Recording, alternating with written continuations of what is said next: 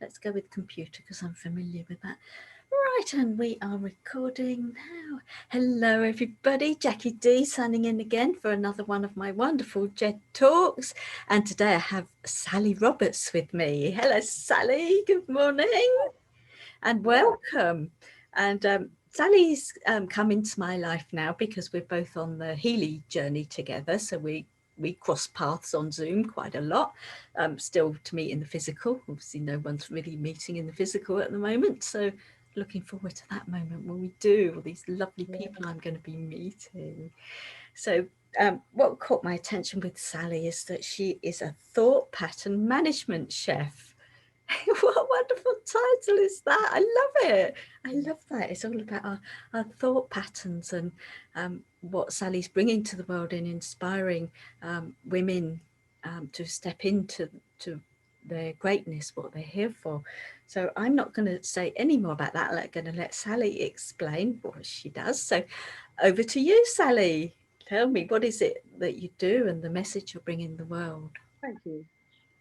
Well, my strapline is really that your unconscious mind has all the answers, but sometimes you don't have the questions. So I call myself a guide. I don't want to be a coach because a coach is a bus to me. It's got wheels on it. I'm a guide, and what I do is I guide people to access the power of the unconscious mind, which is enormous. Oh, it certainly is, isn't it? When you start looking at it. Quite stunning. And the thing is that in our lives at the moment, we're really taught to be cognitive, to do everything in think mode, and to make sense of everything. Whereas actually, sometimes when we can let go of that think mode and trust that our unconscious holds our back and has the answers for us, then some extraordinary things can happen. Yeah, I like that. Then the unconscious holds our back because our unconscious minds are bigger than our conscious minds, aren't they? Huge. Our conscious mind is the size of a pinhead, and our unconscious mind is the size of the rest of the world. Mm, yeah. Wow. So, we were talking a little bit earlier, and you were talking about the women that you're inspiring. If you can, you tell me a little bit more about how you're doing that?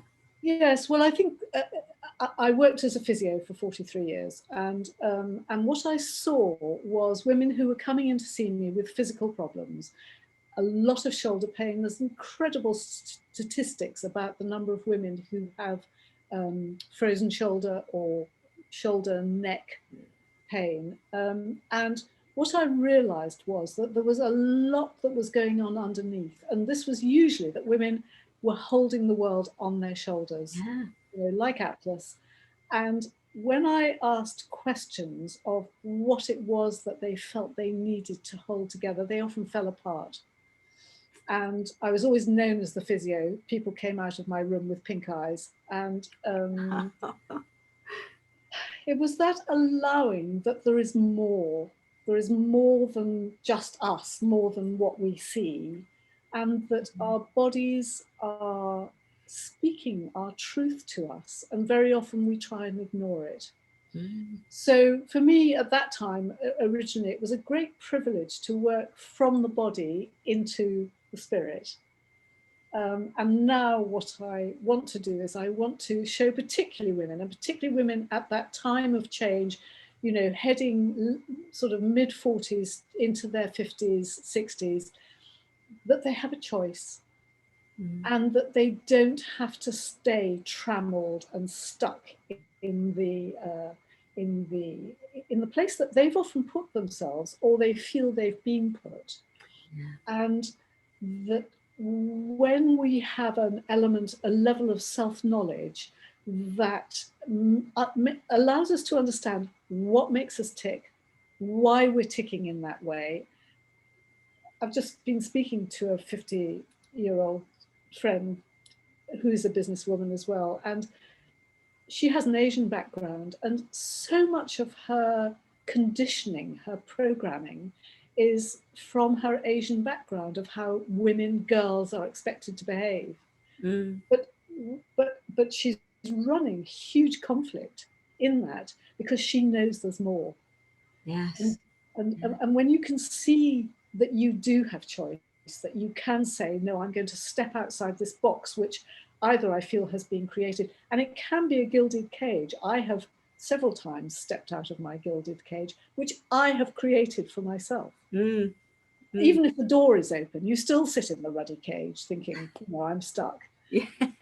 Yes, yeah, and certainly for myself now, I've been in that victim mode, if you like, no, the old poor me syndrome. But then I've come to the conclusion, well, it's only me that can get myself out of this. I've created this situation, so where do I go from here? And this is perhaps when we enlist the help of someone like yourself that understands the thought process and the how you got in that situation, and more importantly, how was I going to get out of that situation? So for me, this sort of input where you have the cognitive dissonance and you don't really know where to go with it. So people like yourself are perhaps vital for where I was at that particular time. And the as you say, it manifests in the physical a lot of the time, but when you start to work on the emotional and the mental and get to the spiritual, so do you thread all of those through your work? How do you work? What are your Good question. Your go-to processes in less than 10 minutes? Well, the first question is always, what do you want? Okay. What do you really want? If you could, if money were no object, time were no object, the people that you look after or have responsibility for were no object, what in your heart, in your soul, what do you want? And then we'll often visit what makes your heart sing and what makes your heart sink. Yeah. So that you've got that, yes, well, I'm doing far too much of what makes my heart sink. I feel I should. And of course, should is a word that needs to be banned. Yeah, we all use it though, don't we? Yeah, I really should do that. Well, I have a friend who keeps on saying we must stop shouldn'ting ourselves. Yes. And if we actually start to acknowledge, this makes my heart sing. And it can be as simple as being out in my garden and hearing the birds sing. Yeah. It can be as simple as baking a beautiful cake and sharing it with somebody. It can be, it doesn't have to be expensive. It doesn't have to be complicated. It can be really simple. And finding the singing in daily life is really, really important. Yeah. That's actually a huge question. Well, both of those, what makes my heart sing and what makes my heart sink, when you really start to look at that. And when you do get into that thought mode, then the answers really start to pile in, don't they? And certainly for myself, I suddenly think of loads of things that make my heart sing, and the things that make my heart sink, like having to go to work and things like that. And I've been in avoidance for ages, and I'm finding other ways now. I'm getting around that. I don't have to go back to work now because I found another way. But it would have been so easy to think, oh yeah, the easy answer is to just go out and get a job, get money coming in. But my heart wasn't singing. It definitely wasn't singing. So yeah, I really love that. And so that would be a starting point for you when you're working with a new client. Because the great thing for me is this is not my story. It's not for, whatever I do is not for me. It is for you. It is absolutely. How can I show you the best that you can be? How can I mirror back to you what your choices might be, or how can you actually allow yourself to look in NLP, which is neuro-linguistic programming, we talk about new light through old windows. Yeah. Yeah. Clean your windows, change your perspective. Yeah. Open the window. Open the window, exactly. Yeah. Wow. Yeah, there's some good insights there. So you work on a one-to-one basis with your clients. And I do. I also do some group work. I'm just about to run a group teaching people how to access their mental landscape. Okay, so what does when you say mental landscape, can you explain a little bit what that looks like? We all have a mental landscape. We all hold anything, everything that's important to us in our mental landscape, inside us or outside us. And that can be emotions, it can be feelings, it can be people, it can be animals, it can be houses, environments, it can be projects, work. And when we become skilled at asking where in our mental landscape something sits, we can then choose to bring it closer and make it bigger, to push it away, to take it outside of us and take it away from us. We can get rid of it altogether if we want to. Yeah. So what you're doing is you're resourcing yourself. You're giving yourself the power to say, no, this is how I want my map to look. This is how I want my landscape to be. Yeah. Yeah, so by removing those blocks, as it were, you're allowing a new energy to come through, perhaps new visions, new ideas, new thoughts to come to the front, come into awareness. And there's nothing like doing it.